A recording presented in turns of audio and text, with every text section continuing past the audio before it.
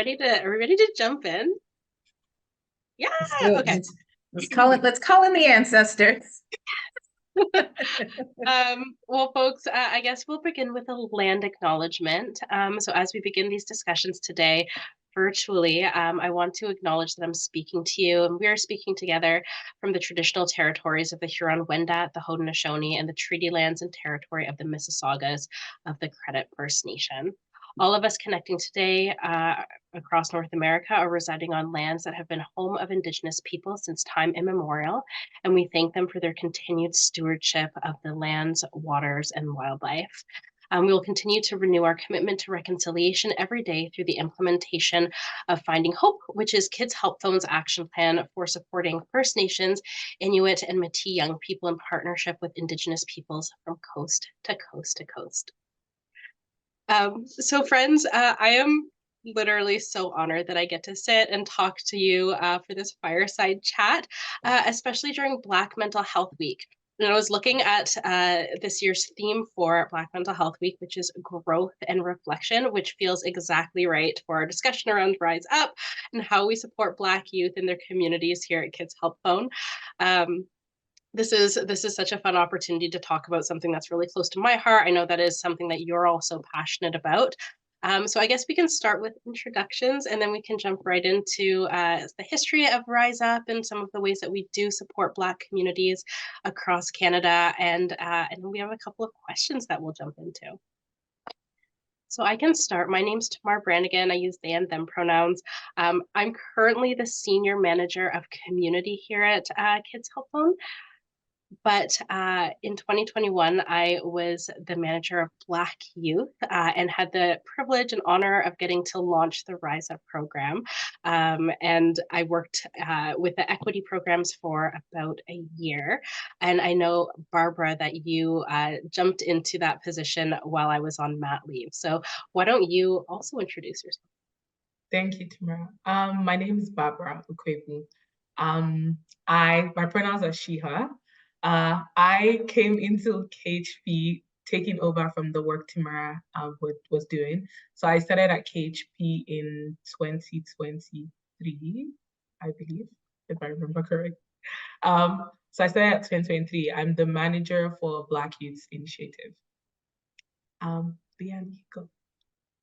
Sure. My name is Lianne Hannaway. My pronouns are she, her, hers, AL, si vous parlez français.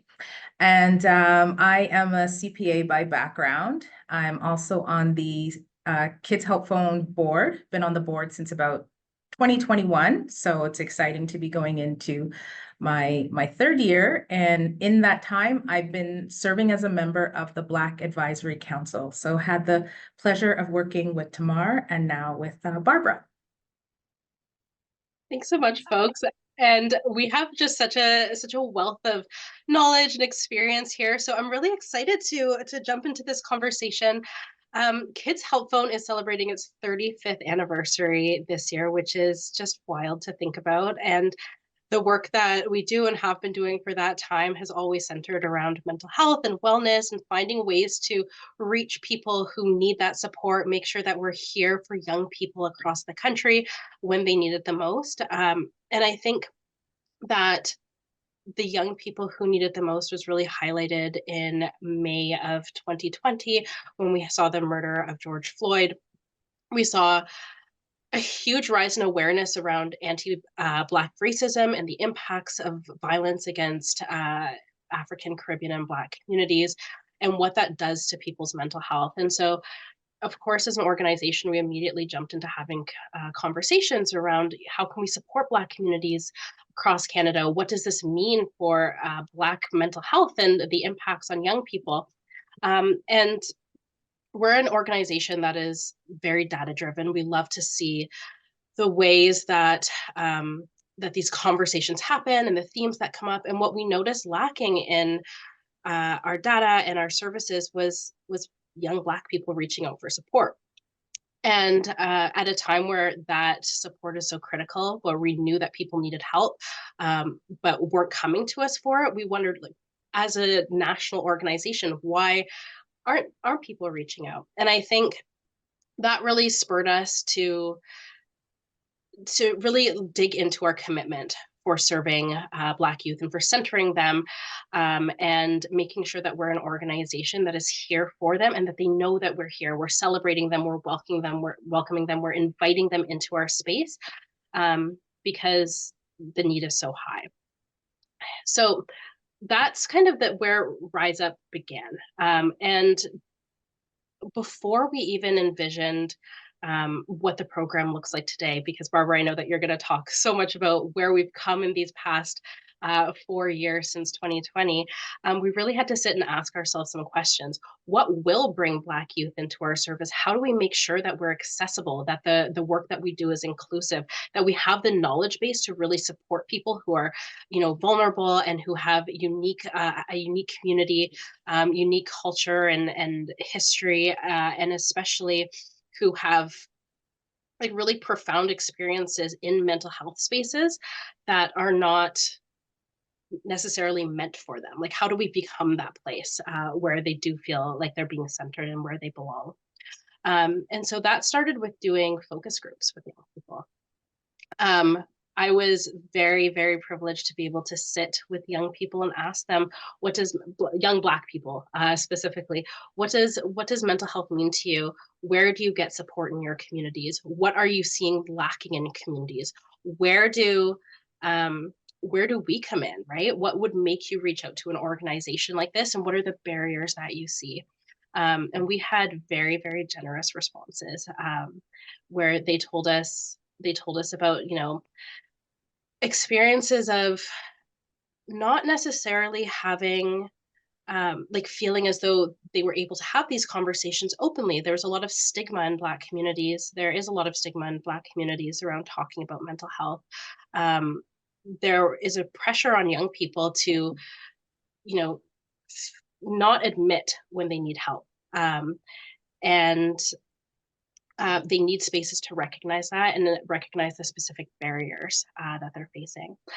We also ended up partnering with the Students' Commission of Canada in 2021, who were able to bring hundreds of Black youth from across Canada and people who support Black youth and ask them these same questions. What do you need? What would make a service accessible to you?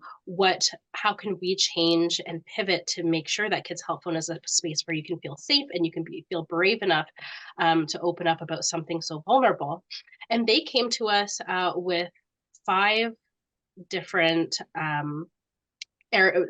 barriers that we could address in order to make Kids Help Phone a safer place for Black youth. And so that looked like, the barriers looked like a lack of awareness of services. A lot of young people just didn't know that we exist. The Kids Help Phone wasn't a resource that was coming up in schools or for parents or amongst friends. There was a lot of fear and distrust around accessing mental health supports. Is this going to be a place that accepts them, that understands their communities, that understands their experiences of mental health and how that intersects with anti-Black racism? There is also a lot of misinformation around what it actually looks like to get support, what it looks like to talk to a counselor or even to a crisis responder. I think that we have a lot of depictions of mental health care, of therapy out there in the world through our media, lots of different spaces, but we rarely see Black people in those spaces. So there's just not that reflection of them there. And of course, systemic racism is a thing. And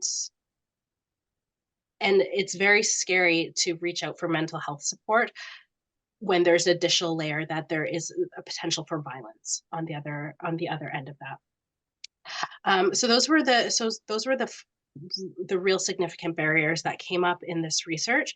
And it was what enabled us to be able to create something called the Action Plan for Black Youth and start envisioning how we can put together programming, put together steps and learning and education, not just for this singular equities department at Kids Help Phone, which does incredible work, but for the entire organization. How can we make sure all of the staff, all of the counselors, the crisis responders are feel ready to welcome Black youth into the space and show up as their full selves to support them, knowing that they have the confidence, the knowledge to be able to do that, to be able to ask the right questions, and to be able to hold space for them. So that was kind of the beginning, the genesis of it. I was really proud to be able to begin that work. And I felt so confident handing it over to Barbara, knowing your expertise, knowing your passion for everything that's to come. And of course, we had this magnificent Black Advisory Council who supported the work across the way, which Lianne, I'm sure you'll speak to in some of these questions that will come up. So I guess first, just to get a little bit of context about where we've been and where we're going, the first question that I'll ask is, what is the impact of anti-Black racism on the Black community, and particularly on Black youth? And what are we learning at Kids Help Phone about these things? Thank you, Tamara.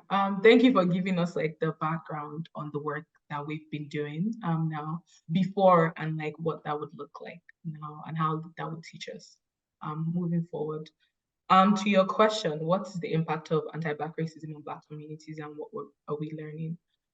From the survey that we did that you had talked about, so the focus group, when we engaged with like the Black youths, they had highlighted how anti-Black racism is a barrier to them accessing and like approaching mental health services. So we know that anti-Black racism is a significant barrier when Black youth try to connect for mental health and wellness support. Many Black youth have expressed that when they reach out for mental health support, they face like discrimination, microaggression. They also like highlighted how past experiences of feeling dismissed by service providers has affected how they access mental health support and just how they approach it as well. We know that like there's a true fear in encountering racial biases from professionals when they reach out to support.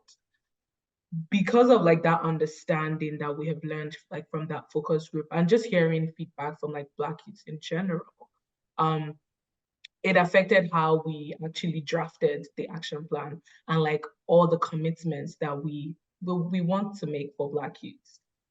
So in order for us to address anti-Black racism in like KHP's work, we have to understand and acknowledge that that's anti-Black racism exists.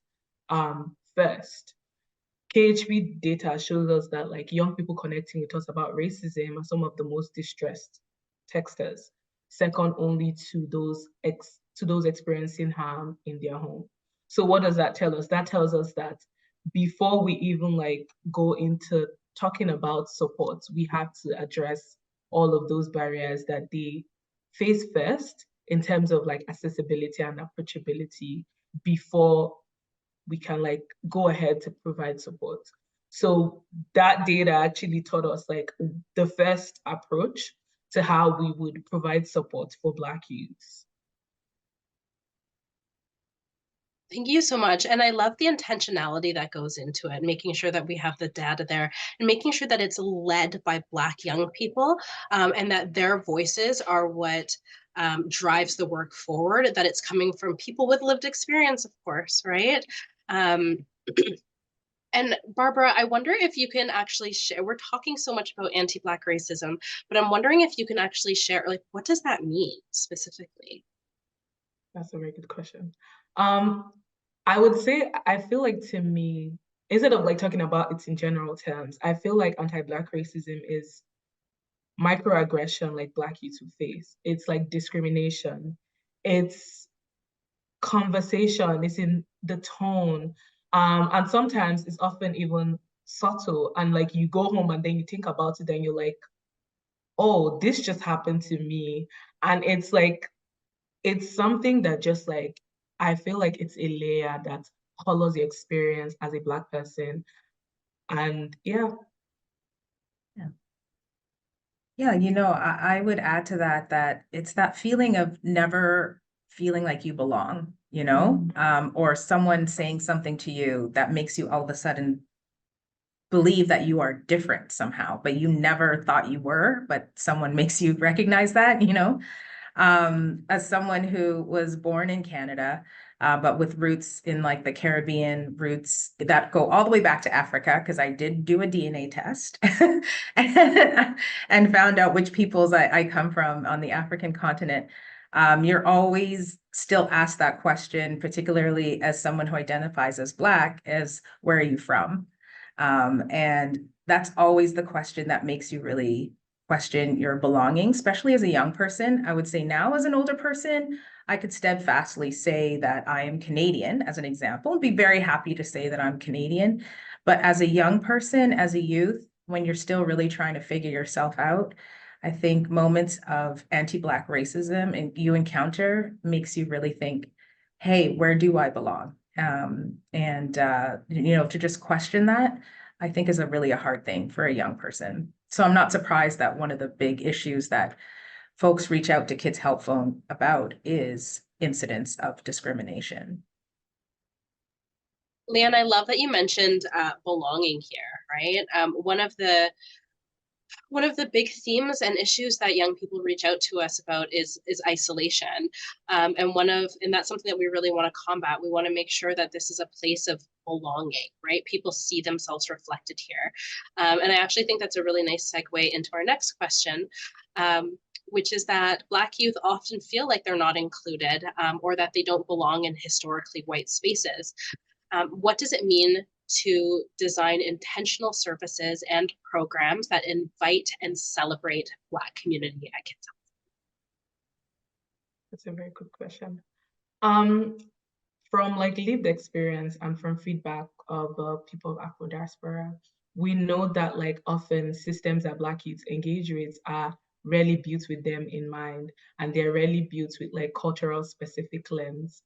So most of the time when they reach out to services, they feel othered and they feel like excluded because these systems do not like think of them as like their culture and think of all of those cultural aspects of like what makes you you, in terms of how those programs are created. So I feel like that was very like important in the work that we were planning to do with Rise Up. So we've learned that in order to like design intentional spaces and programs, we have to be like community-led and community-informed through like feedbacks from Black youths, through like the Black Advisory Council, in partnership even with like Black organizations, to like initiate like new partnerships and outreach programs. I feel like often when people do the work of providing support for Black youths, they often like exclude like grassroots organizations that have already started doing the work and the knowledge that they've brought on from that work.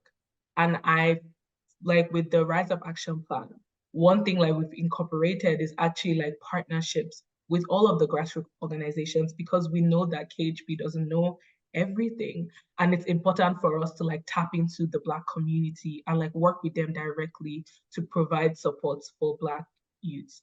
For instance, in 2023, we reached out to like 6,000 plus Black youth through outreach materials. And we had connected with like over 200 plus Black organizations. And I feel like that shows KHP's dedication to partnering with like Black organizations and like also making sure that we're learning from each other, like we're working together as a community and KHP is not isolated, right? And that informs a lot of the work we do. And I feel like that's very intentional in how like we design the work as well. We also launched We Rise. So it's an engagement program for Black youths, 15 years plus, 15 years and over.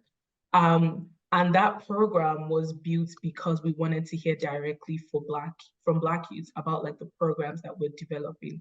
We didn't want to just create a program for Black youths that are not informed by Black youths, because we've heard like from that feedback and survey that Black youths, they want to be like part of all of the intricacies of building a program for them. They don't want to be outsiders looking in. They actually want to be in the decision-making table, which is why like the programs like We Rise is very important, because it speaks to that inclusion of Black youths in like all of the steps we're making in creating like a program for them, by them as well.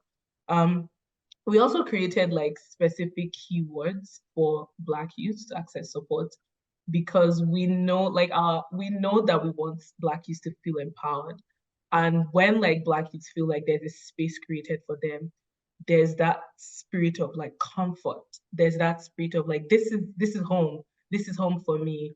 And I feel like that keyword rise feels like, oh, this is for us. Like this is a space for Black youth. This is something I can connect to. One of the things we also did was also making sure that all of our crisis responders and like everybody at KHP took like trainings that made them like culturally competent to understand like places that Black youth are coming from, and to be able to like address needs and provide support for Black youth that are culturally informed and culturally led. So we have like the Courageous Conversation training that texters and like all of Black employees, all KHP employees actually take. And I feel like that's very important, because it speaks to like how important it is to understand like Black youths and to understand like culture and how that plays a role in belonging and inclusion, and in creating programs that we would probably say are for Black youths. Yeah. You know, I realize off the top, I didn't say some of the work that I'm doing outside of KHP, but I belong to a B3 organization. So Black led, Black serving, Black focused at the Black Business and Professional Association. We really work on advancing Black communities through employment, through entrepreneurship, as well as through education. And I just really wanted to highlight some of the things that Barbara said that I think really resonate with our mission, and that's that collaborative approach, not trying to reinvent the wheel, that there are communities out there that are serving Black communities. So how can KHP really connect with them and understand how we can amplify as opposed to duplicate and water down, I think is so important. One of our really great programs is our scholarship and our mentorship program. And this is really addressing, the access to higher education. And when you think about higher education, if you're worried about how much you need to pay, if you're supporting people back home, or, there's a lot of other things to worry about. If we can not only provide, a scholarship, financial support that allows the student to really concentrate on their books, which will lead to further payoffs in terms of employment, in terms of, their wealth and like their well-being, their overall well-being. But not to just think about the money, but also to just really think about the mentorship. And I know in particular around concerns for young people is the decision and what school to go to or how they're doing in school. And there's a lot of mental health, challenges around a lot of those decisions that they feel will impact the rest of their lives. So how do we work collaboratively to make sure that like we're addressing those particular needs? And yes, there are needs of Black youth, but there are also needs of all youth across Canada. So just really highlighting, being that collective, being collaborative and being community-based to really address what some of those needs are, because chances are those needs impact more than just one community. It impacts more than one community. And then, and also the culturally relevant piece of it, I think is so important. Black people aren't, a monolith, but we do have some strides that really connect us all together. So what are those different organizations? I think there's over like 85 different Black organizations that KHP is reaching out to, all with their unique focus on different aspects of the diaspora, that they have a central group to come to, or at least to tap on for support, I think is so important, and really a testament to the work that KHP is doing. Thank you. I feel like, Lianne, thank you for highlighting your work, because I feel like as a Black Advisory Council, bringing like that expertise and like that knowledge, and even giving us like a background of the work you do, tells us a lot about like the importance of like Black leadership with like the BAC, and how like that is very instrumental in the work of like partnership and in the work of like working with other Black organizations and not just spotlighting like ourselves, like KHP, as like the lead in the work. So thank you like for giving us that background, because I think that speaks to like the importance of having like Black leadership in like the forefront of the work we're doing in KHP. Yeah, I would definitely double down on that if I'm okay to keep going tomorrow on that. Like, I think with Black leadership, one of the things we do is we center those that are the most excluded, the most marginalized in the work that we do, understanding that by centering those folks that we are actually going to help everybody, but it's really important that we look to those that are most in need in order to really come up with the most innovative ways of serving that group. I know some of the work that we're doing with the We Rise program is also based on the Indigenous program, finding hope. And, part of my learning on being on the board is, as a part of that outreach, our texting service was created, and, there was a decision, do we do this texting service, which was crucial to particularly Inuit populations and populations that didn't necessarily have the phone infrastructure that the rest of Canada had. But based on that innovation and addressing a marginalized and needed population came innovation.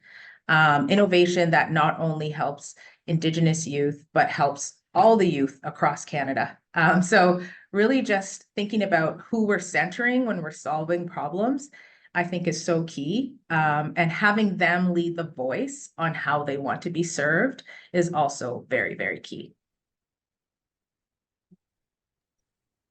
My face lit up when you mentioned this, and it's something that I love so much about focusing on communities that have historically been marginalized, is that we're able to get this beautiful trickle up effect, of course, right?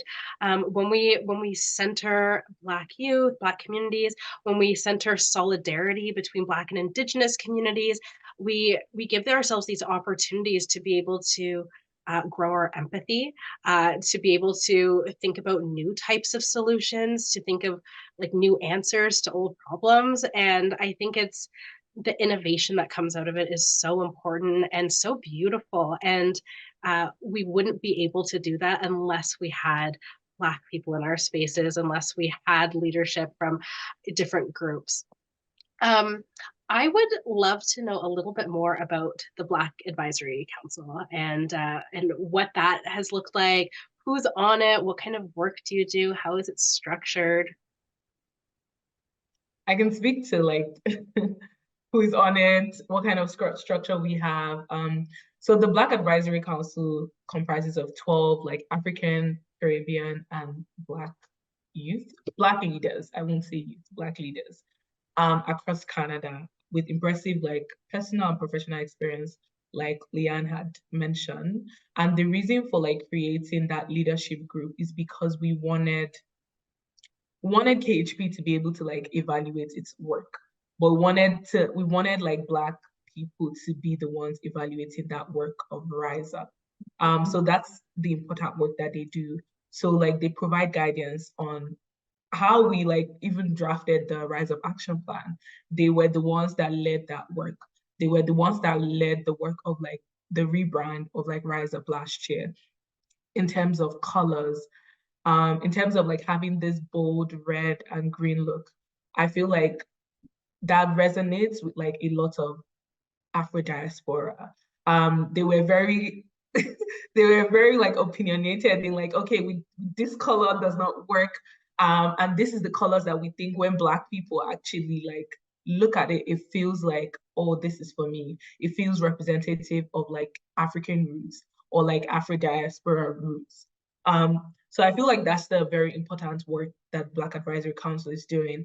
They're guiding the work that we're doing. They're assessing the work that we're doing to make sure that we're actually doing all of these commitments that we say we're going to do. And they're bringing their own expertise as well and contributing to like our network of like partners and like helping us like make sure that we're solving the problem of eliminating anti-Black racism, and we're solving the problem of like eliminating barriers like Black youth face when they access like mental health support. I've very much enjoyed being a part of the Black Advisory Council, and I do that as a representative on the board. So I'm another member. There's not really a hierarchy there. I don't identify as a youth, even with all this, but I don't identify as a youth. But I love that we cede space to those voices to come in and talk about what they really like and what they don't like, and what is actually the voice of talking to Black youth. Like, what does that sound like? What does that look like? What does that feel like? Which I think is really important. The council was really instrumental in making some decisions around the images of, who we see represented in the brand of Rise Up. We have folks from all different hues, all different melanin, size, shape, and very targeted to make sure that people could see themselves represented in the images.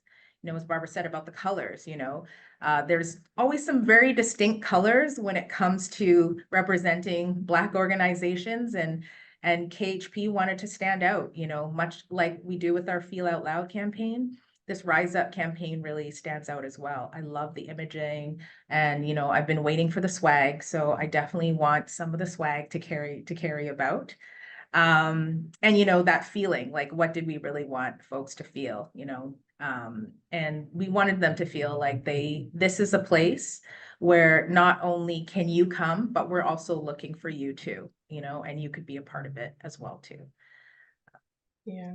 I also feel like the Black Advisory Council provides like a safe space where like Black people can actually give their opinions, and like not just give it, but like to also have that opinion implemented in like the work that we do. I feel like it's just the impact of Black leadership.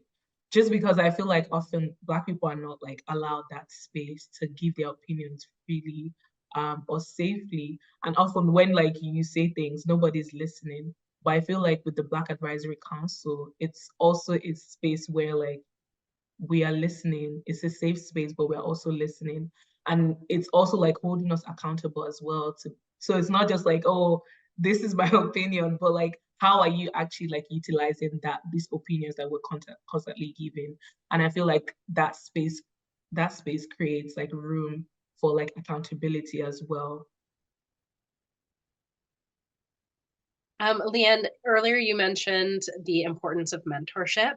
And I think one of the things that I love about seeing a Black Advisory Council and seeing leadership of Black people at Kids Help Phone is that young people are able to see like themselves in positions of power and being able to lead, and know that their voice has so much impact, and that there's power behind it. So I think, yeah, there's so much strength behind having an advisory council, behind having Black leadership throughout the organization in different roles. And I think we only grow stronger as we have more of that. Kids Help Phone is going on 35 years of impact, and Rise Up is going to be a part of that, into the future and beyond.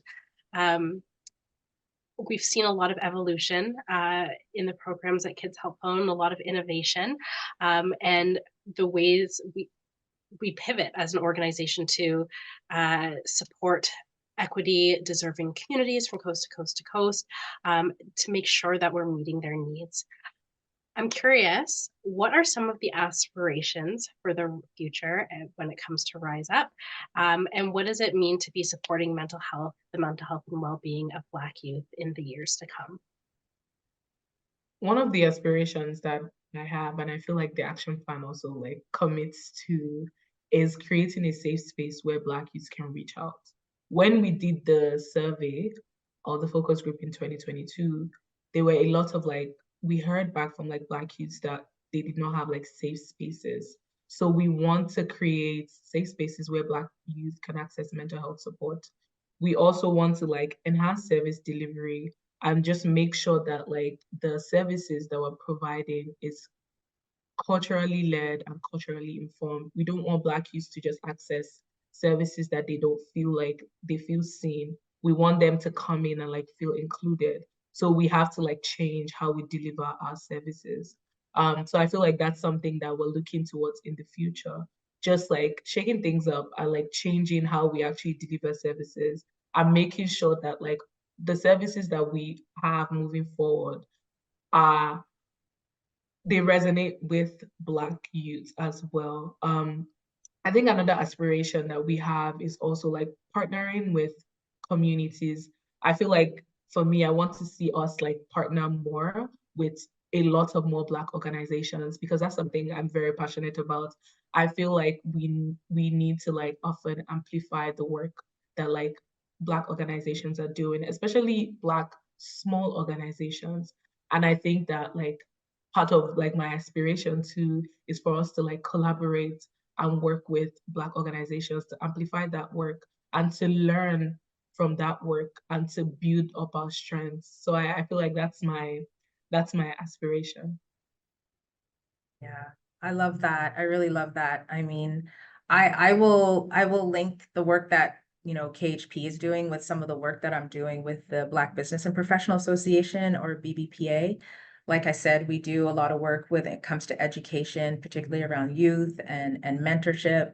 What are the linkages and the capabilities that we can help foster and we can help build, that resiliency, that mental health literacy,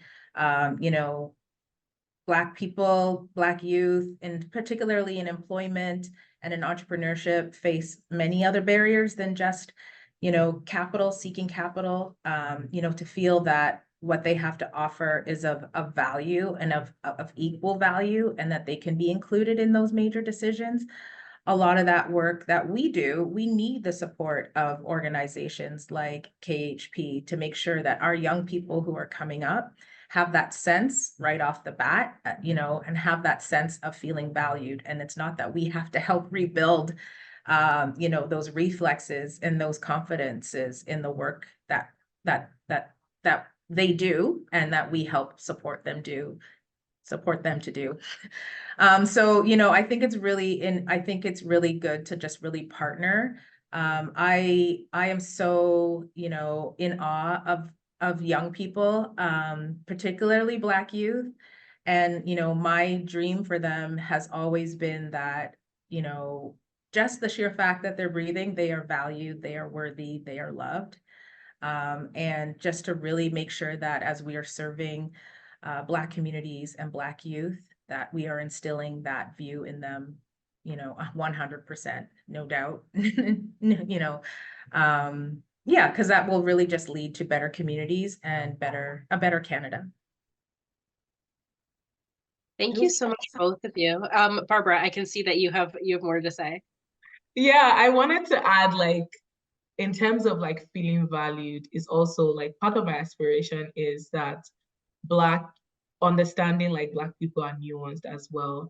And like Black people also belong to like different factions. Like we have Black cis LGBTQ people, we have Black people who are unhoused.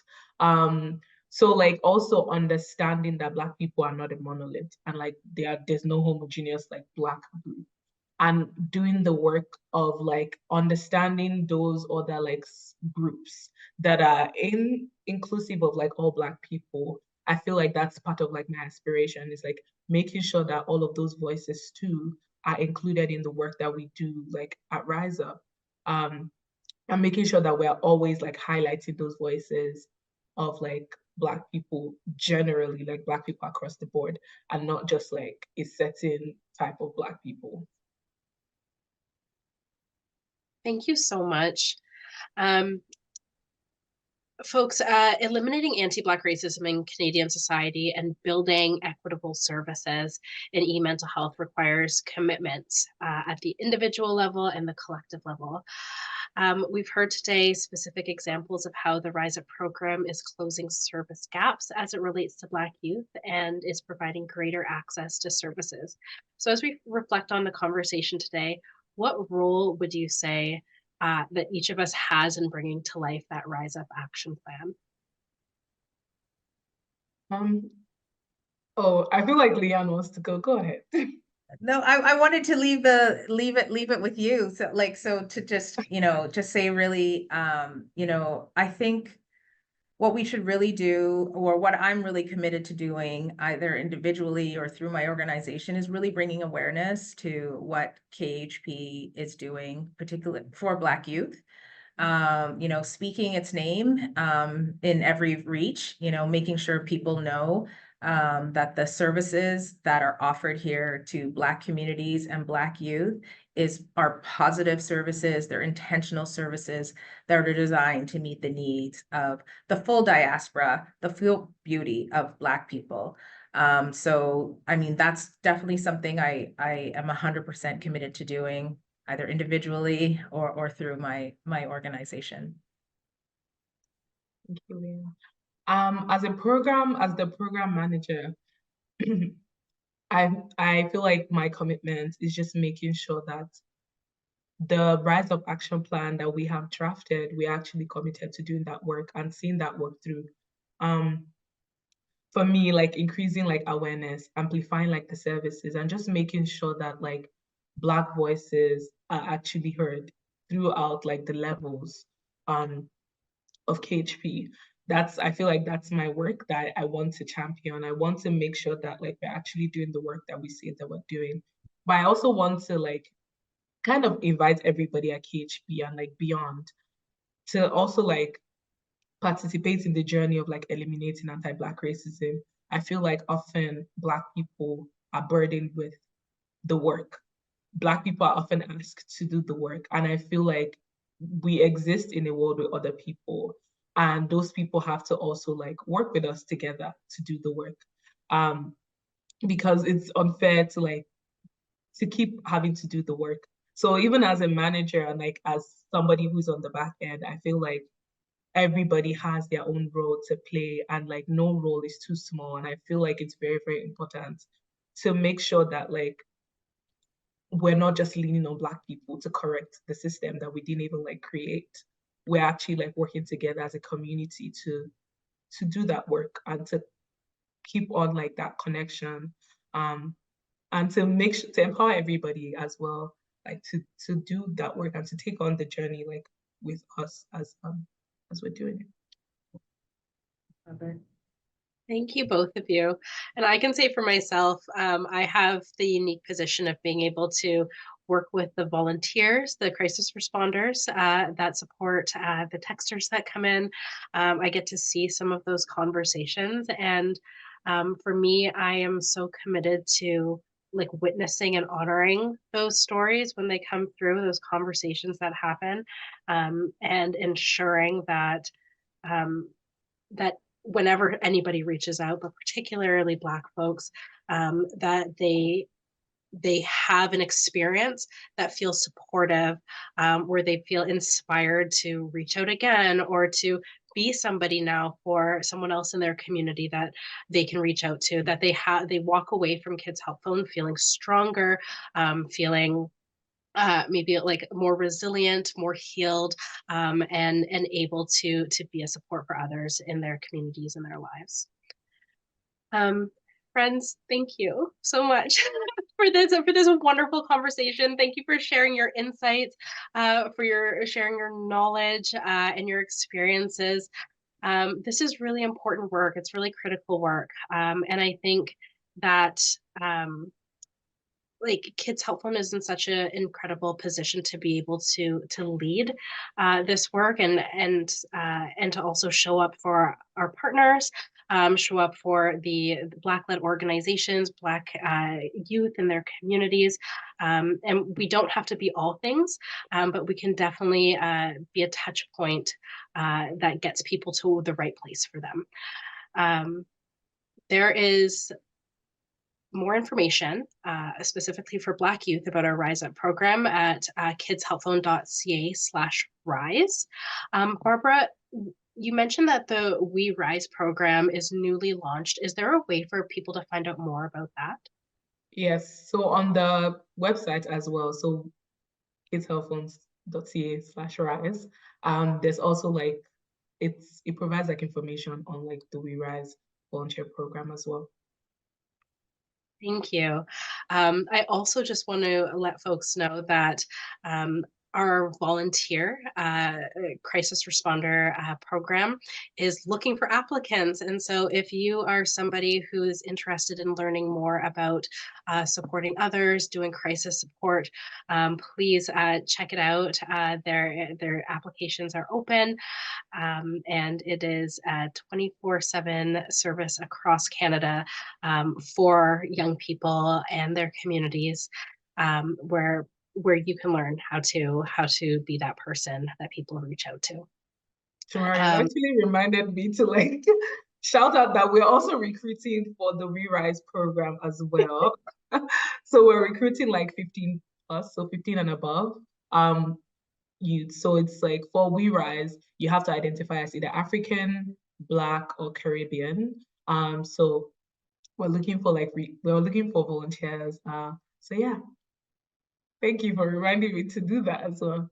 Of course. Yeah, there's space for people here. And for people who might be interested in reaching out for support, the 686868 is the number that you can text into. And if you are a Black, African, Caribbean, or Black person, using the keyword RISE will be the best way to get in touch. Thank you so much, everyone. And Lianne, I can see that you were just about to. Oh, I was just going to say you can also text surmonter en français to also get access to those services. So RISE or surmonter. Yeah. Thank you so much. Friends, this is it. That's a wrap.